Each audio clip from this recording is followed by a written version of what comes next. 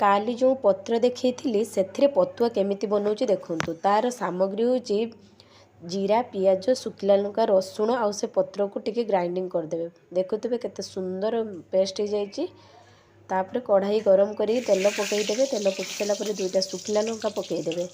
किछि टाइम पर शुखला लंका लाली हो सारापर जीरा पकईदे। जीरा पकई सारापर छोट छोट जो काटी पियाज ताको टिके पियाज को पकईदे। पियाज टिके लाली लाली हो सारापर कटा होता जो आलू छोट छोट काटी से आलू को पकईदे। तापर जो पेस्ट जो बनई थे से पत्रर से पेस्टा को भी से ऐड करदे। तापर भल भाव नाड़ी नाड़ी देवे।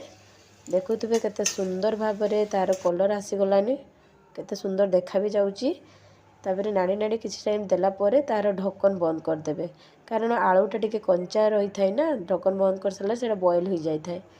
तापर देखुवे केते सुंदर कलर आसी जाइए लाल लाल देखा जाऊँगी। पतुआ तो ये पत्र बहुत सुंदर हुए। पूरा रेडी फाइनली रेडी।